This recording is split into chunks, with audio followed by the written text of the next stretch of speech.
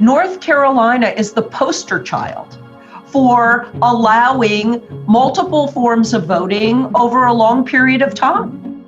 And we had record turnout with no problems. This is Under the Dome. On today's episode, we're taking a look at what's happening in North Carolina politics with U.S. Representative Deborah Ross. For the News and Observer and North Carolina Insider, I'm Brian Murphy, your host for this episode of Under the Dome. I'm pleased to be joined today by U.S. Representative Deborah Ross, a Democrat who represents much of Wake County. She's in her first term in the U.S. House. Representative Ross, thank you so much for joining me. It's a pleasure. Thanks for being here. Let me start with this. Your first week in office was the same week as the January 6th Capitol riot. First, can you sort of describe what you saw that day? And second, and maybe more importantly at this point, how has that event kind of colored your first months in office? You had to vote to impeach, or you voted to impeach President Trump for his role in it. But has it changed other aspects of serving in Congress and changed maybe what's important to you? Well, I spoke with you that day, so right. I don't know if you remember that. I do. I was pretty much confined to my office. You know, we were operating under COVID rules, so we were told not to come to the floor unless it was time to vote or unless we were speaking about certifying a particular state. So I got to my office early as instructed and got my first COVID shot that day. And then when I was in my office, we were told that we were on lockdown.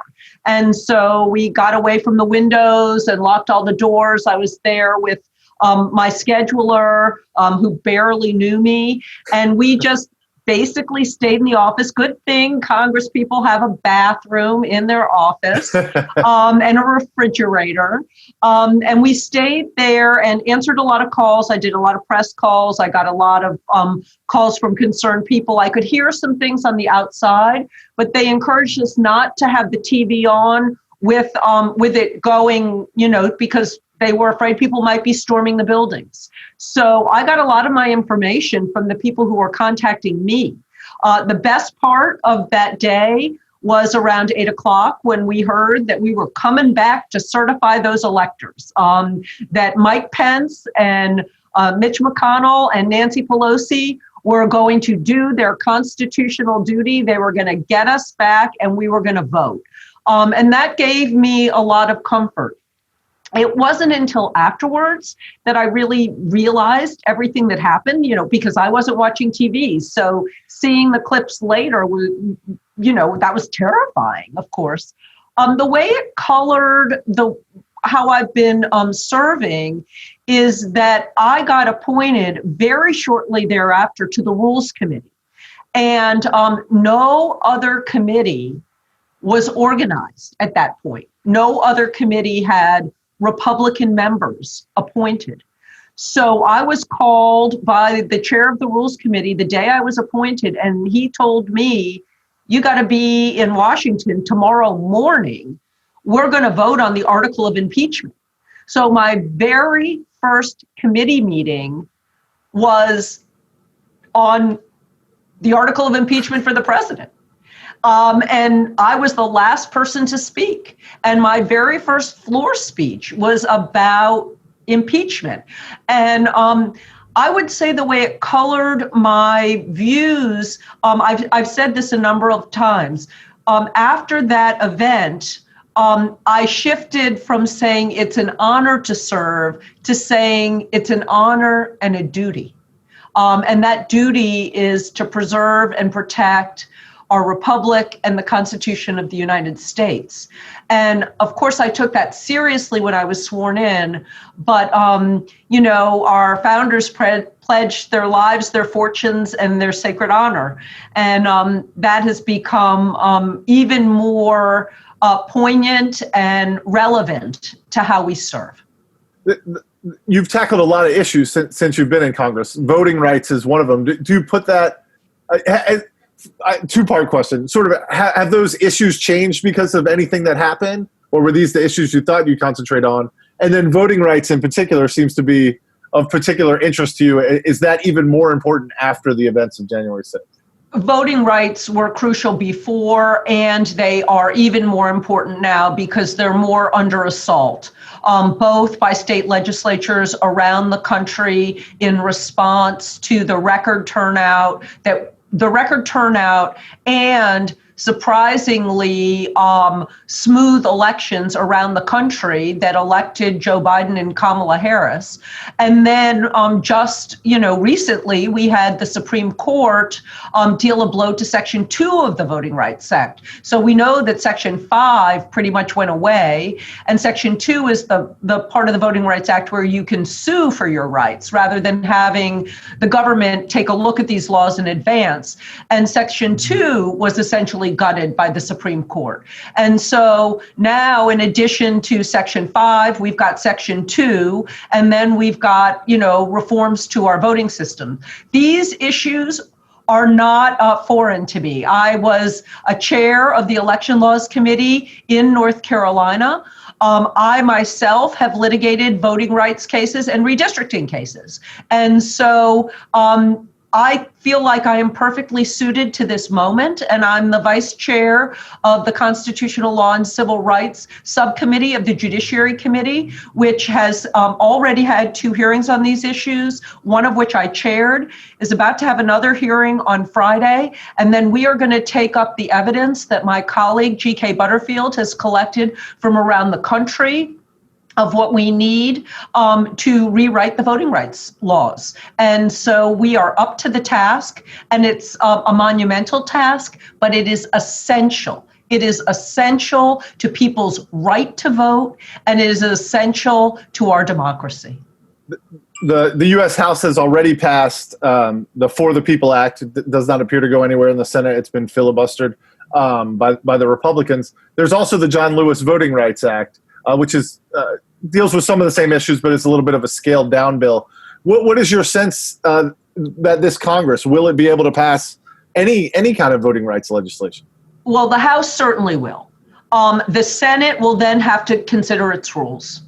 So what is sad is that passing the Voting Rights Act used to be a bipartisan endeavor.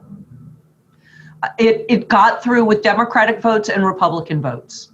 Now, voting and allowing people to have free and fair elections and have their voice heard has become partisan, which is really a blight on the past administration.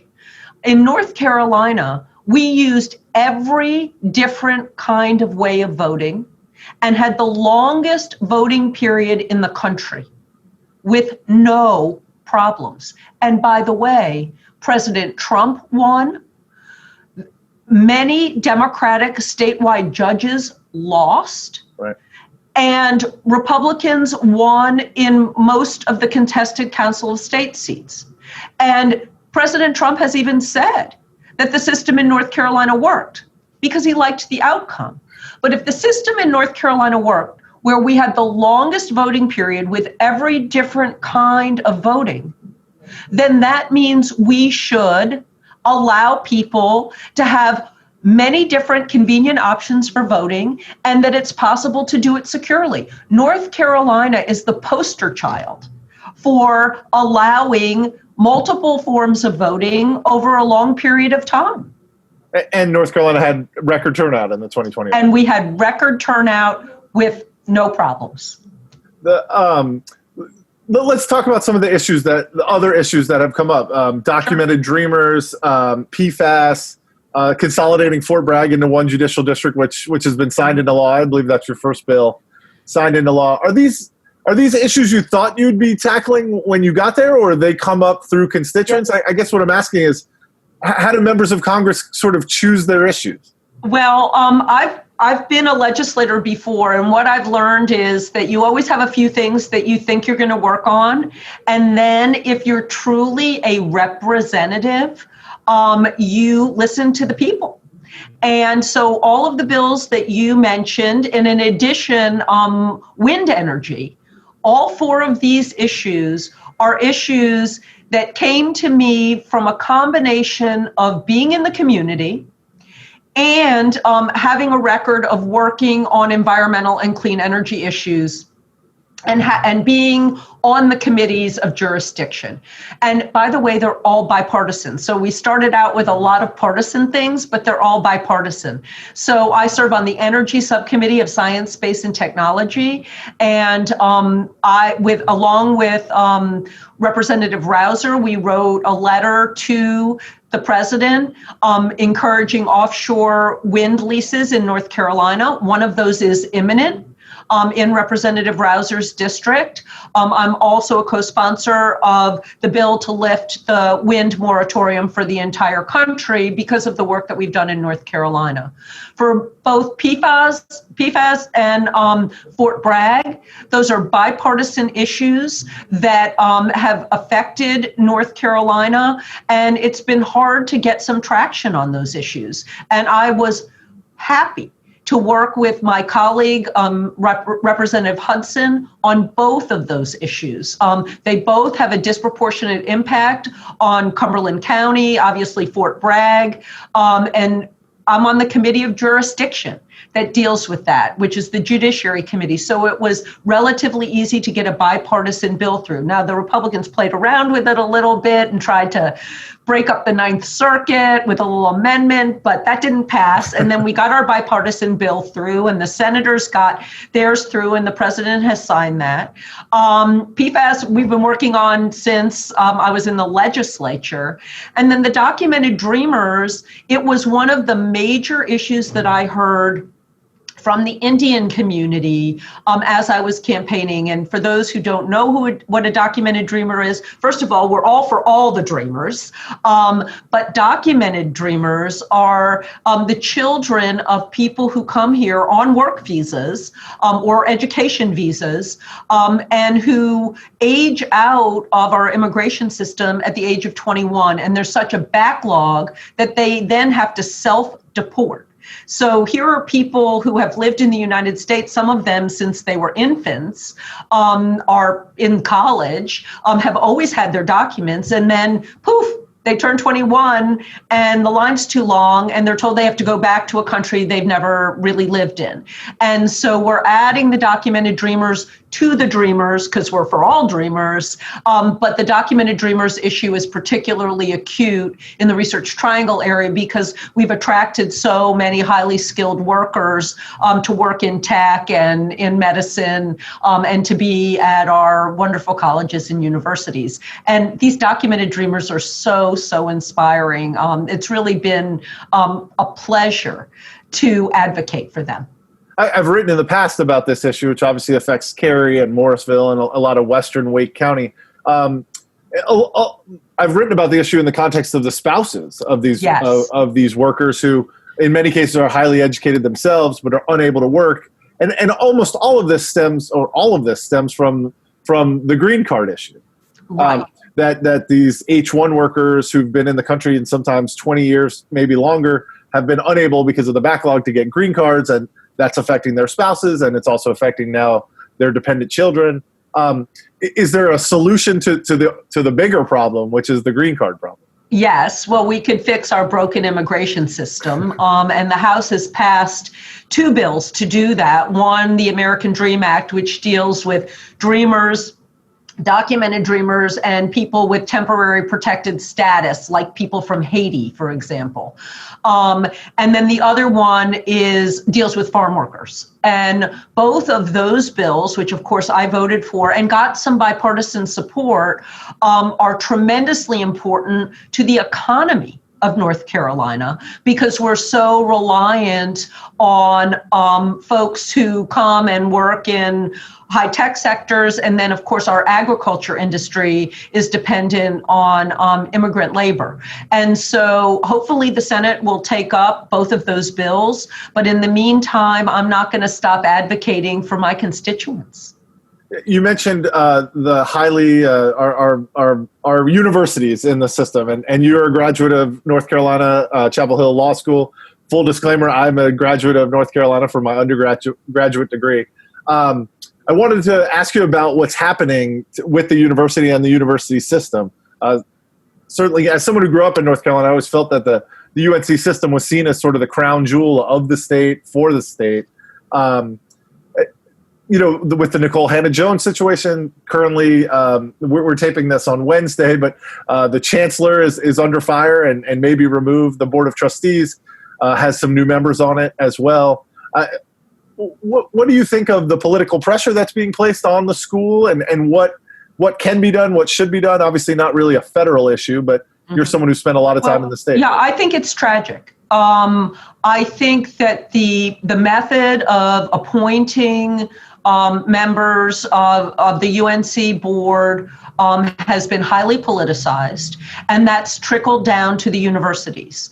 When I was in the North Carolina General Assembly, we tried very hard to have excellent representation from around the state, people concerned about education. We had Democrats and Republicans on the board, even when the Democrats were fully in control. As a matter of fact, one of the Republicans was from Wake County, and I supported that Republican when he was on the board. And so there was an idea of balancing things out for the good of the state and for the good of the university. But that is not how the current General Assembly deals with the appointments, and that is not the spirit of all of the people who are appointed. And what has turned into a political plum has become a political crisis. And we do not have that public spirit, and it has been a problem with the UNC board. As a matter of fact, in a bipartisan way, last weekend, I get my News and Observer print edition. We appreciate that. Thank you. With the former chairs of the board, Democrat and Republican, saying this is a mess that has to be fixed. And they are completely right. One of the people who signed that was former Senator Richard Stevens, a Republican, who has raised these issues, as well as Democrats and other Republicans who have chaired the board. We have got to get this fixed, because the future of the state, the future of education, and our reputation are at risk. And we cannot expect the best and the brightest to come to North Carolina and to stay here as long as our Board of Trustees operates in the manner that they're operating in. What would be the first fix? Would it go back to being a different way to appoint members to the Board of Trustees? The first fix would be appointing them in a different way and rewarding people, not just for political loyalty, but for their dedication to the state and their dedication to education. And, I saw that when I was in the General Assembly. We had plenty of business people on the board. But we had much more diversity and much more political diversity. And when you get that, it's the same thing. Just this week, we had a hearing on the diversity of the federal bench. You need to have people in decision-making and policy positions who reflect the diversity of the constituency that they're dealing with. And when you don't have that, you have an echo chamber and poor decisions are made. And that is what we're seeing over and over and over again. I am just grateful that NC State has had such wonderful, consistent leadership throughout all of this. I just really want to commend Chancellor Woodson for how he's navigated these rough waters. I also want to commend the Dean of the Law School, Martin Brinkley, who came into a very difficult situation and has been able to navigate the waters and rise the law school, my alma mater, up in the standings. But it should not take that much energy to counteract what's going on in Chapel Hill. You raised the issue of diversity, and so I'm going to pivot to the U.S. Senate. You were the nominee for U.S. Senate in 2016, and unfortunately for you, lost to Senator Richard Burr. And for the state of North Carolina. Democrats have lost 4 straight U.S. Senate races and 6 of 7. As an aside, there are no black women in the United States Senate now that Kamala Harris is the vice president. And I believe only 3 African Americans in the entire United States Senate, 3 men. So since you've been in that fight previously, what will it take for Democrats to win a Senate seat in North Carolina? And there are several black women running for the Democratic nomination. Will it take an African American woman to win it, or can a white man win that seat for Democrats? I think that what it will take is the people of North Carolina going out and voting their hearts out and voting their values. I think an African-American woman would be a great statement from North Carolina. I wish Harvey Gantt had been the first African-American senator from North Carolina. But I think what Democrats have to do when they run statewide, and we have seen this, is make it clear to everybody in North Carolina that they are listening, that their voices will be heard, and that they will be respected. And North Carolina is a very diverse, very purple state. And so making sure that people know who you are and trust you throughout the state is no easy feat. And the thing that is particularly hard about a U.S. Senate race is how much outside money comes into it. So you can be the greatest candidate in the world, but you have no control over the message. And, the Citizens United decision really opened up the floodgates even more for all of these people to pour all of this money in to distort the issues that are so important to people in North Carolina. Expanding Medicaid, making sure we have outstanding public education, reducing the price of prescription drugs. But everybody on both sides gets portrayed as an evil person.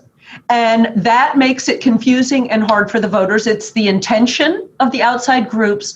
But I am hoping that after the last 2 elections, that the people of North Carolina have wised up to this game. And they will pick the best person. And of course, I hope that person will be a Democrat. I think there are some great candidates out there, and they've hit the ground running. It does not sound like you've chosen your candidate in that race. Well, I have to worry about myself now, Brian, because redistricting is coming up. And so I'm going to pay attention to what happens with my district. I'm very concerned about redistricting. I want to make sure that that's a fair process. I've been through it 3 rounds, including 2 when I was in the North Carolina General Assembly, actually more than 2 because they had to do it a couple times. And so I intend on going back to Congress, and so I'm going to pay attention to that redistricting before I worry about anybody else. To your point, the 2014 race and the 2020 race were both the most expensive Senate races in U.S. history when they occurred. The 2 Georgia runoffs have passed the 2020 race, but it's all outside money, right? And it's dark money. I mean, in my race, I didn't realize that the tobacco companies were paying for some of the ads about crime until after, and the News and Observer, of course, reported on this because they didn't have to report it. And there's something wrong with that. We've got to fix it. Actually, there are things in HR 1 that will help with that. But that, I think, is the problem. And breaking through that is a Herculean task. And I'm thrilled that we have so many qualified people who are up to that task. You mentioned, the cases you brought against redistricting and voting rights. You were the state director of the ACLU for the better part of a decade in North Carolina. How does that experience sort of inform? You're dealing with a lot of civil liberties issues in Congress. I think it's been great preparation. And the other thing that's been great preparation is that I've been an attorney in these areas. So, when you're dealing with a court and you're dealing with the facts, a lot of things that happen in politics are hyperbole, the end of the world or this or that. And I think it helps me particularly because we're going to have to craft a voting rights law, an amendment to the Voting Rights Act that will pass scrutiny in the Supreme Court. And so I think it's clear that I have the record of advocating for justice and advocating for voting rights, but I also have a lawyer's eye for how to craft things to withstand judicial scrutiny, to have the consequences that we're looking for. And so I just really feel like I'm in the right place to make a difference on this very, very crucial issue at this very, very crucial time. Does it inform other issues like immigration, police reform? I mean, there seem to be a lot of issues that blend kind of politics. So I've worked on racial profiling issues and very proud of getting bipartisan legislation that helped with DNA innocence, with, of course, working with the News and Observer on racial profiling issues, on juvenile justice issues. So none of these issues is new to me. But I feel like I have a broader stage, a national stage where I can have an impact not just for North Carolina, but for the entire country. And I'm gratified to have so many very, very capable colleagues to work with. And I'm hopeful that we will be able to get some of this done with the help of the other side of the aisle. The work that I did on DNA innocence and on racial profiling and on juvenile justice here in North Carolina was all bipartisan. And so I don't know if Washington's going to be able to, bridge that divide. But I'm going to make the same arguments I made here that got that bipartisan support and did the right thing for our people. Let me end with this. You mentioned how difficult it is to get stuff done in Washington. We've seen, particularly in the Senate, with the filibuster and stuff kind of getting jammed up there. There's some massive infrastructure packages that are... We're going to get that through. Infrastructure's coming. What's your sense of what gets done and maybe what doesn't get done in the rest of the year? Well, again, if you can have both sides of the aisle agree, things can get done quickly, like our Fort Bragg bill. 6 months, that's pretty good to solve a problem that has been around for a long time. I think, obviously, in the Senate, if you can get 10 Republican senators to agree with doing something, that's gold. But, let me tell you the fastest thing that happened, and that was Juneteenth. We weren't even prepared for the Senate to unanimously make Juneteenth a national holiday. And it just happened in the blink of an eye after decades of trying to get this to happen and people not thinking it would ever be possible. So I'm going to hold that up as my hope springs eternal, that if we can get that done in the blink of an eye, we can get a lot more done. Things go very slowly in Congress until they go extremely fast. That's what I've learned from covering it. Yes. Well, thank you so much for joining us on this episode, and good luck with the rest of your term and your re-election bid. It's my pleasure. Take care. Thank you. For more from our politics team, subscribe to the News and Observer at newsobserver.com/subscribe. Follow us on Twitter at Under the Dome and NC Insider, and sign up for our weekly political newsletter at newsobserver.com/newsletters. Thanks for listening.